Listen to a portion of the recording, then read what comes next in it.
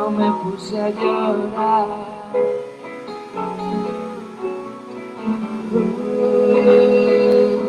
Los días en cualquier lugar, perdido en una inmensa fila. ¿Qué tal? Muy buenos días tengan todos ustedes. Sean bienvenidos al noveno episodio de esto que hemos llamado Charlando con.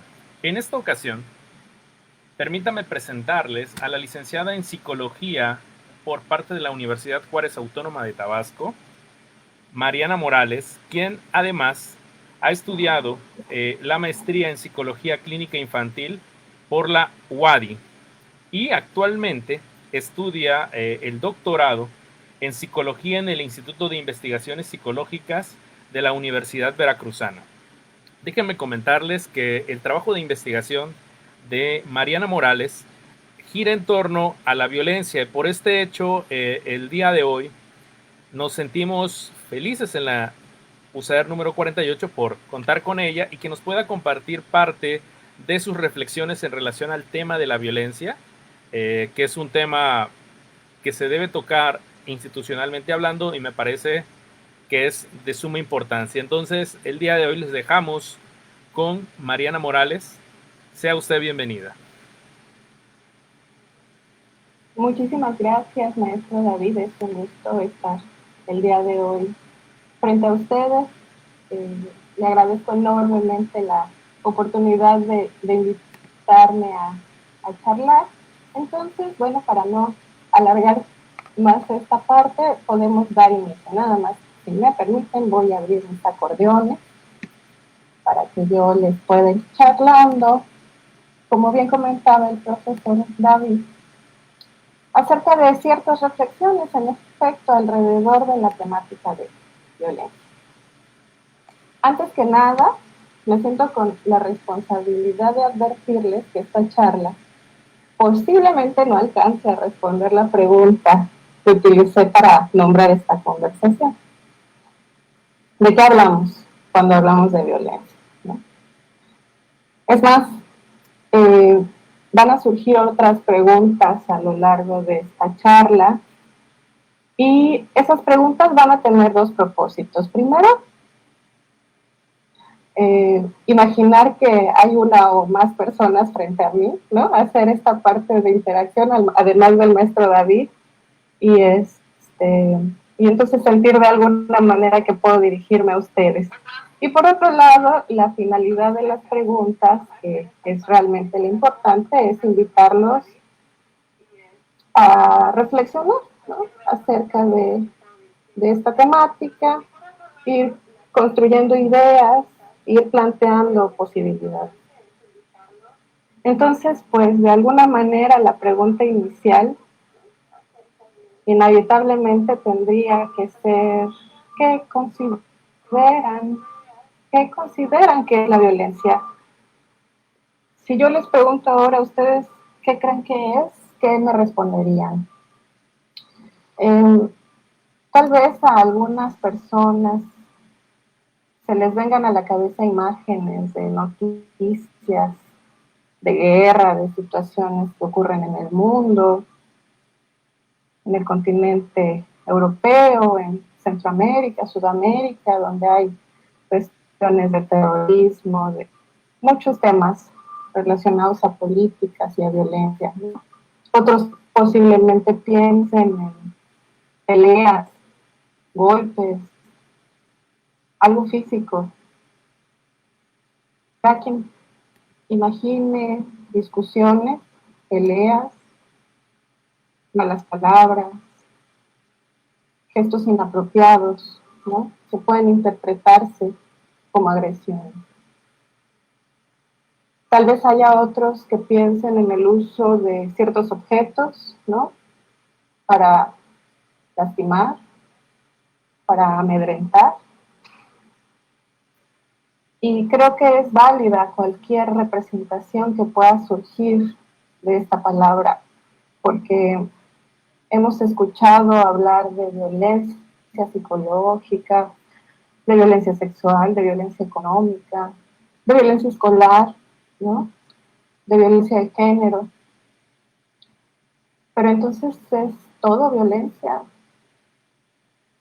Vemos en los periódicos que hay una escalada de violencia, ¿no? Ustedes tal vez lo hayan visto en Twitter, en Facebook, quienes escuchan la radio hayan escuchado hablar de un incremento en las tasas o en los índices de homicidios, de asaltos, de secuestros, de denuncias, de reclamos, pero ¿quién empezó a contar? ¿Cuándo se inició a contar? ¿No? Si hacemos un análisis, vamos a encontrar que cuando se habla de escalada de violencia, tendemos a los últimos 5 años o con los últimos 10. Si nos seguimos yendo para atrás, no encontramos un punto de partida, un momento en la historia donde el marcador estaba en ceros, ¿no?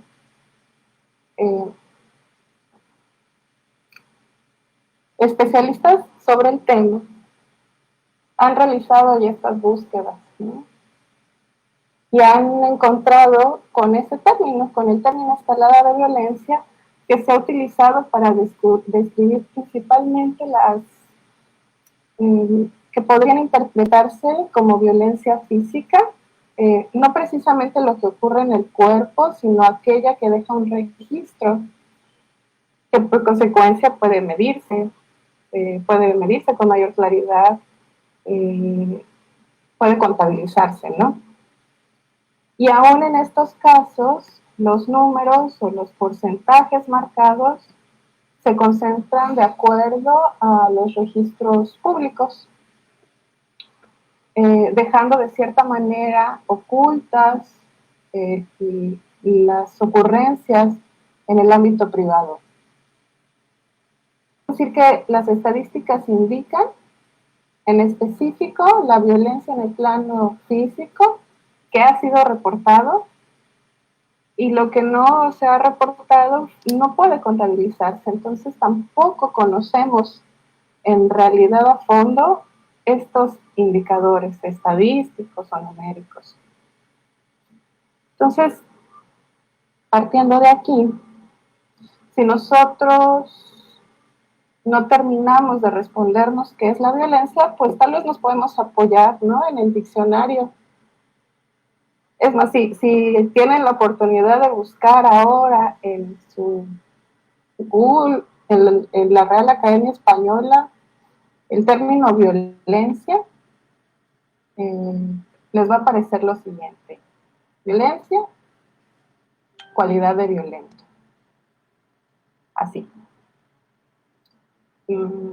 A mi parecer, pues no resuelve, ¿no? ¿Qué es la violencia? Cualidad de violento, pues bueno, vamos a buscar violento. Si pueden hacer el ejercicio, les invito de nuevo, y encontrarán una lista de definiciones, en donde la primera, por lo menos en mi caso, dice, dicho de una persona que actúa con ímpetu y fuerza y se deja llevar con la ira. Esa es una primera definición de violento. Otra definición es aquello que es propio de una persona violenta. Otra más indica que es algo que implica una fuerza. Otro, un poquito más extenso, algo que implica el uso de la fuerza física o moral. Otra definición más dice que se trata de algo que está fuera de su natural estado, situación o modo. A mis inquietudes, pues, resulta todavía poco claro, ¿no?, qué es la violencia. Utilizando la primera definición de violento, donde dice dicho de una persona que actúa con ímpetu y fuerza y se deja llevar con la ira, pues nos podemos ir a buscar la ira. El diccionario les va a decir que es un sentimiento de indignación que causa enojo. apetito o deseo de venganza. Entonces, parece que las definiciones que el diccionario de la Real Academia Española ofrece no alcanzan a explicar por qué una persona es o no es violenta, las condiciones que llevaron a hacerlo o la naturaleza de aquello que se encuentra fuera del estado natural. La ira, por un lado,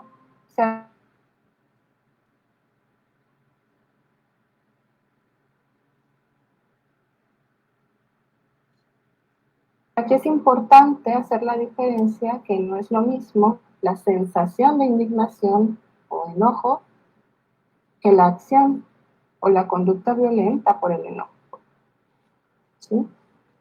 Entonces, ante la falta de claridad, para terminar de comprender el término o siquiera para iniciar a comprenderlo, ¿no? Podemos hacer uso de otra definición de violencia, más extensa y que posiblemente algunos hayan escuchado.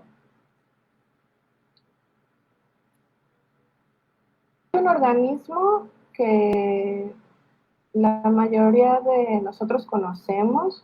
Estoy segura que ustedes en el último año con la situación mundial han oído hablar de ella, ¿no? Estoy hablando de la Organización Mundial de la Salud. La Organización Mundial de la Salud define la violencia como el uso deliberado de la fuerza física o el poder, ¿sí? Ya sea en grado de amenaza o efectivo que se lleva a cabo, ¿no? Contra uno mismo, contra otra persona, contra un grupo, contra una comunidad, que cause o tenga muchas posibilidades, probabilidades de causar lesiones, muerte, daños psicológicos, trastornos del desarrollo o privaciones.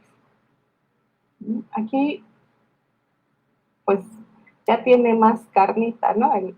La definición, el uso deliberado de la fuerza física o el poder, ya sea en grado de amenaza o efectivo, contra uno mismo, otra persona o grupo o comunidad, que cause o tenga muchas probabilidades de causar lesiones, muerte, daños psicológicos, trastornos del desarrollo o privaciones. ¿Sí? Eso lo encontramos en los reportes de la OMS. Aquí es interesante que aparece un nuevo término. Cuando se utiliza la palabra poder,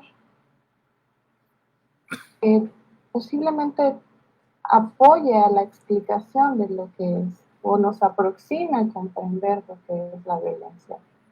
Vamos a hablar del poder más adelante. Antes quisiera comentarles que la misma Organización de la Salud reconoce que falta una definición clara del término. ¿Por qué? ¿Por qué falta una definición clara del término violencia? Se señala que los códigos morales o la noción de ciertos comportamientos como aceptables van a ser influidos por la cultura. Entendemos con esto que de acuerdo al lugar donde se esté, una acción será considerada o no violencia, ¿no? Además, considera que la consecuencia de que los valores y las normas sociales vayan evolucionando hará que la violencia se defina de acuerdo a la persona y el propósito. ¿Qué parece que quiere explicar aquí? Los valores y las normas sociales que van cambiando conforme a la sociedad nos permiten identificar la violencia y nombrarla como tal, como violencia. Cuando a lo mejor antes no se contemplaba de esa manera. Y aquí pregunto, ¿somos capaces de reconocer que la sociedad se transforma, cambia? ¿De qué manera son concebidos estos cambios? Saltan en mi cabeza frases generacionales que posiblemente ustedes hayan escuchado y tengan muchos más ejemplos de los que les puedo dar en este momento. Cuando escuchamos frases como, en mis tiempos no sucedía esto, o en mis tiempos sí sucedía de esta manera. Antes, cuando respondías así,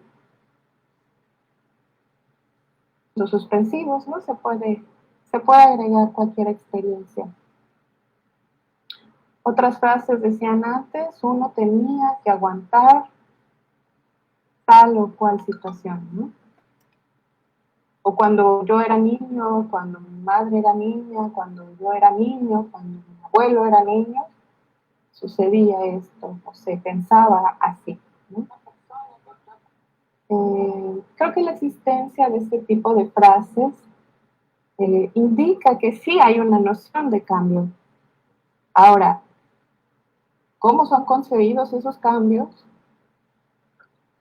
Pues depende del tema y depende de la persona, depende del contexto también, ¿no? Observamos entonces que las formas de nombrarse a la violencia, o de nombrar a la violencia, han ido cambiando y han ido ampliándose, han ido apareciendo nuevas formas, ¿no? Como resultados de estudios y contribuciones para su atención, en este último punto la OMS identifica 4 niveles: el nivel individual, el nivel relacional, el nivel comunitario y el nivel social. El nivel individual es el que revisa indicios de posibles acciones o sucesos, no acciones, sucesos, para que alguien se convierta en una víctima o en un perpetrador de actos violentos. Contempla los actores biológicos y contempla la historia personal de los individuos.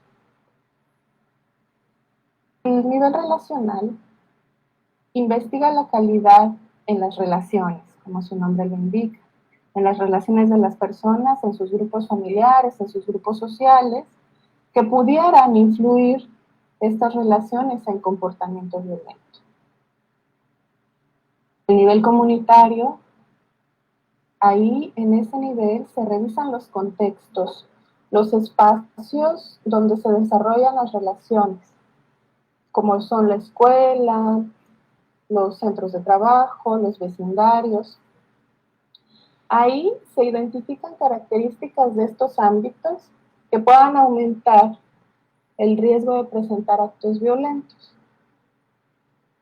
Último nivel, el nivel social, permite que se identifique el clima social.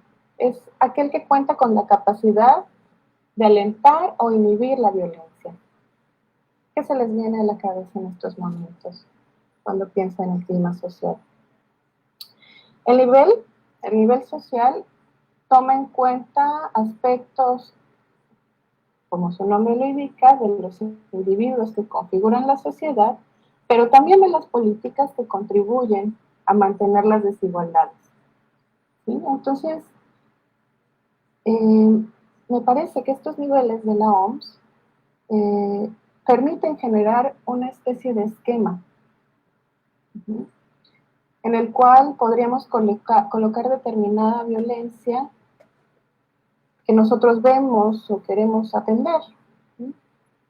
Pero comprendemos con estos esquemas, con estas formas de tipificarse o de sistematizarse la existencia de la violencia.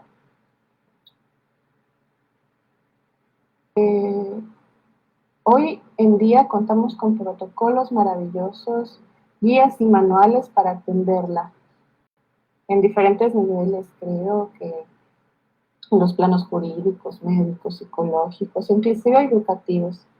Y quienes no, ya empiezan a trabajar, ¿no?, en sus protocolos para actuar y atender situaciones de violencia en diferentes escenarios y dirigidas a diferentes poblaciones. Ahora, vez hayamos puesto tanta atención en mirar esta superficie, estos datos numéricos, que no nos hemos percatado qué hay debajo, qué sostiene esta violencia. Hay una lógica mucho más profunda y compleja que quisiera presentarles, pues, en el tiempo que nos queda, y es una lógica matemático, además noruego, llamado Johan Galtung. Él elaboró una dinámica triangular para exponer la manera en que se genera la violencia. Un primer ejercicio que podemos hacer para quienes escuchan es imaginar un triángulo. Vamos a pensar en el triángulo equilátero, el que consta de 3 ángulos iguales y 3 lados iguales. ¿Recuerdan qué les dije de Galtung? Él era matemático y su explicación se apoya en esta figura geométrica. El segundo ejercicio es pensar en cosas triangulares. Por ejemplo, un iceberg. Como esa masa de hielo en el mar que hundió al Titanic. Bueno, disculpen por llevarlos a la imagen del barco hundiéndose. Vamos a regresar a la figura que lo impactó a este iceberg. Sabemos que los icebergs se observan como montañas flotantes, ¿no?, en el mar. La parte que sobresale, la que flota, sería lo que Galtung llama la violencia visible. ¿Sí? Recordemos el triángulo y bueno, si nosotros trazamos una línea imaginaria, lo que sale del triángulo, la parte superior, sería la violencia visible. Pero ¿qué pasa con la parte que está debajo de la superficie, debajo de lo que alcanzamos ver, ¿no?, dentro del mar? A esta parte del triángulo la llamará Galtung la violencia invisible. ¿Sí? Ahora, cada ángulo del triángulo equilátero, cada punta, cada punta del iceberg, representará una forma de violencia que este sociólogo noruego expondrá.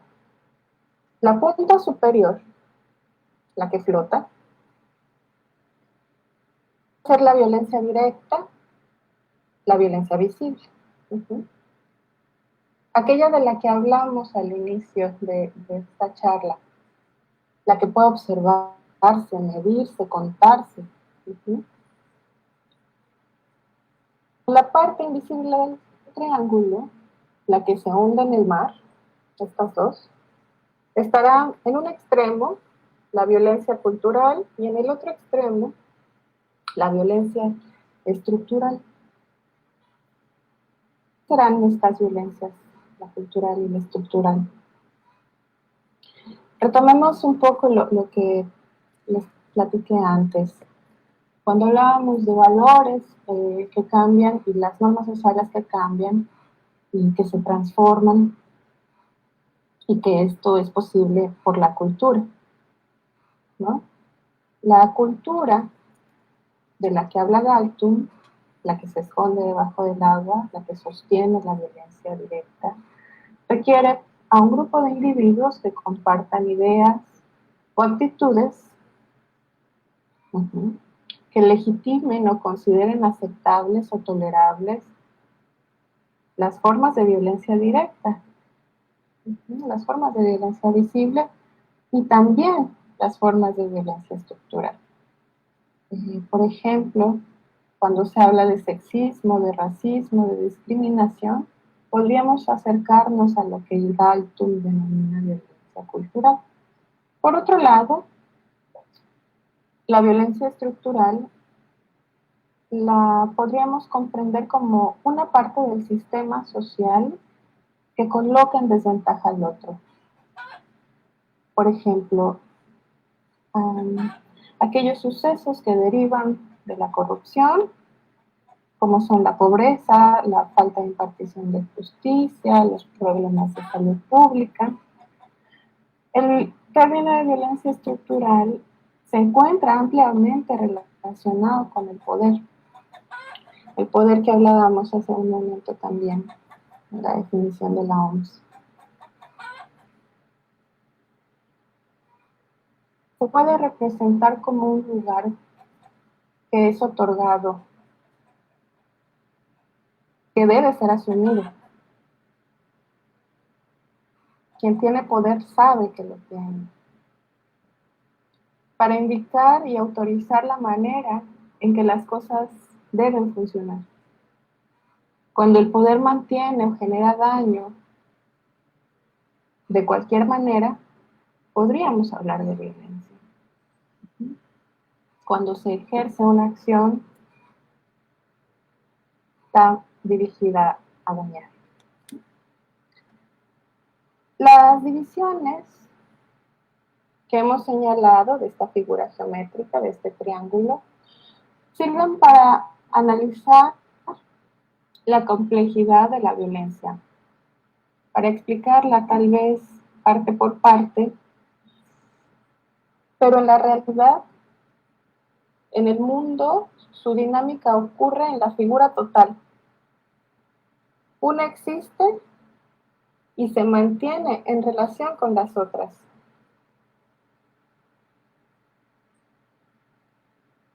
Tenemos un minuto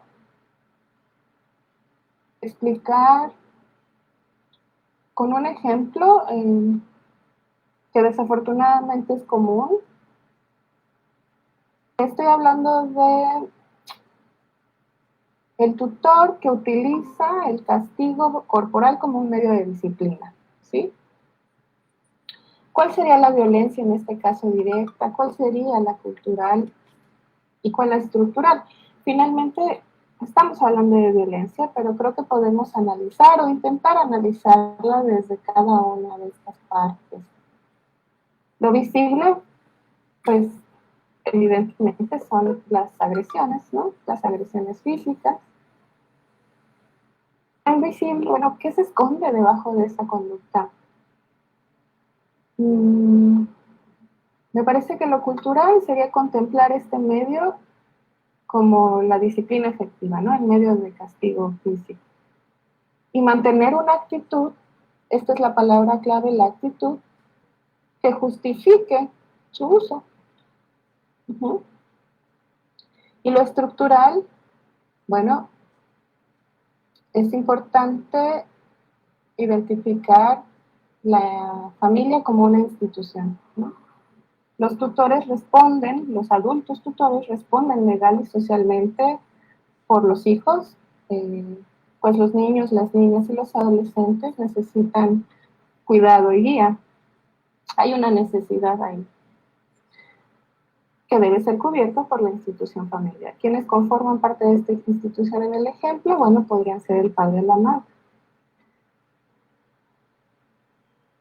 Y el ejercicio de la violencia, en este caso, niega la protección de la infancia de cualquier tipo de violencia, que es un derecho.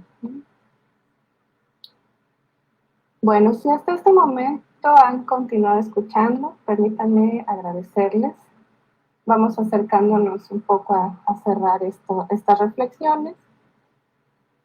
Y pienso que la posible dificultad para exponer con palabras qué es la violencia, sea porque sus causas, no surgen en el plano físico, que es donde fácilmente se observan, ¿no? En lo visible, en lo que es tangible. Surgen desde la forma en que opera la sociedad y en la actitud que toman los individuos que la conforman. Cerrando, quiero comentar que las relaciones que establecemos con nuestro medio inmediato, con el ambiente, con las personas que se incorporan en él, hacen que la parte inferior de ese triángulo permanezca invisible. Como hemos señalado, las definiciones de violencia varían de acuerdo a la persona que la defina y a la intención que tenga, ¿no? Al definirla como tal. Y entonces parece que tenemos mucho trabajo por hacer, partiendo del planteamiento de que las normas sociales cambian a través del tiempo. Esto es un proceso largo que implica a todos. Y parece que las múltiples denominaciones que se emplean hoy en día para acompañar al término violencia son producto de estas transformaciones, ¿no? Por ejemplo, la violencia de escolar o de género que mencionamos al inicio, vienen a mostrar la intención de una realidad que ha dejado de ser funcional. No se requiere transformar porque en ella se han encontrado relaciones desiguales. Sí se requiere transformar, ese no está de más. Lo que implica que el hecho de que hayan existido no justifica ese acto, ¿no? Y el hecho de que hayan existido no significa que antes no hayan causado malestar. Y si el malestar se presenta el día de hoy, no tendría que transformarse o buscar la manera de transformarlo. Finalmente, la última pregunta sería si es posible compartir una mirada respecto al tema de violencia. No sé si traje aquí más preguntas que respuestas. Sin embargo, si así fuera, pues la invitación está abierta para las reflexiones de cada uno y sobre todo que se animen a compartirlas y a discutirlas con los cercanos. Uno no tiene que ser un experto, ¿no? Uno como sujeto social que está en relación constante con los demás, puede desde ahí empezar a cuestionarse y plantearse cosas. Ha sido un enorme placer y agradezco muchísimo la oportunidad de compartir con ustedes el día de hoy. Fíjate que me surge una pequeña pregunta, no sé si pudieras abordar un poco más. ¿Qué pasa en este momento específico que es pues novedoso para todos, el hecho de que la escuela se ha virtualizado? Entonces, habíamos escuchado en el pasado de escuelas virtuales, pero no a la masividad que estamos viviendo actualmente. ¿Cómo crees que se están viviendo o cómo son las nuevas manifestaciones o de la violencia desde esta nueva escuela? Valga pues el comercial a la nueva escuela, ¿no? Sí, la nueva escuela. En este caso creo que los profesores, los padres de familia, los niños son los expertos ahí. Definitivamente estamos viviendo un momento extraordinario. No hay precedentes que contaran con esta facilidad en el uso de las tecnologías que permitieran, como lo permitieron en el 2020, digitalizar, ¿no?, los medios para convertir esta ¿cómo lo podemos llamar? Práctica docente presencial a la virtual.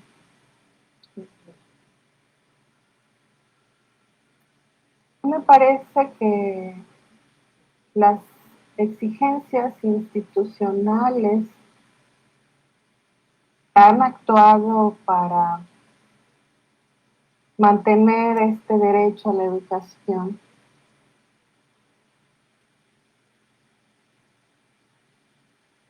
Observan el panorama general, ¿no?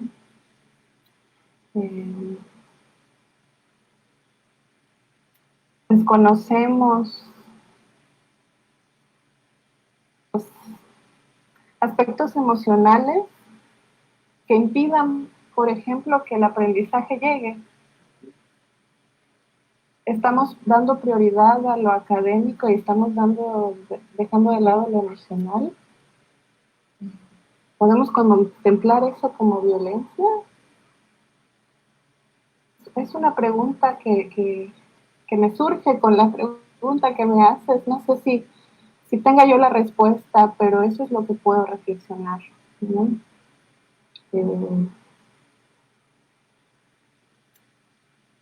Afortunadamente, una de las enormes ventajas que ofrecen las tecnologías es esto, ¿no? Esta charla.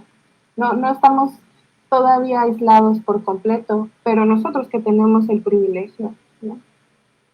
Habrá quien no tenga esta disposición, esta oportunidad. Eso podría contemplarse como violencia. Uh-huh. Una violencia estructural, ¿no? Más o menos es lo que planteas. Así es, una violencia estructural. Pues muchísimas gracias, Mariana, por compartirnos tus reflexiones esta mañana. Creo que son reflexiones bastante importantes, bastante novedosas en el sentido de que nos hacen pensar en un tema que regularmente se habla en la escuela, que es la violencia. Y pocas veces nos sentamos a ver toda la cuestión epistemológica y pues obviamente incluso el sentido desde donde la vemos, ¿no? Si existe una violencia o existen las violencias en este sentido, ¿no? Pues de nuestra parte, como USAER número 48, agradecer tu participación en este día y esperamos y dejamos abierta la posibilidad de una charla en otro momento donde tu investigación siga caminando para que nos puedas compartir más elementos de la misma. Muchísimas gracias, un placer y felicitaciones, maestro. Este espacio de verdad que es una maravilla. Gracias, gracias. Excelente día a todos los que están con nosotros. Hasta luego, nos vemos Hasta luego. en la próxima. Claro que sí.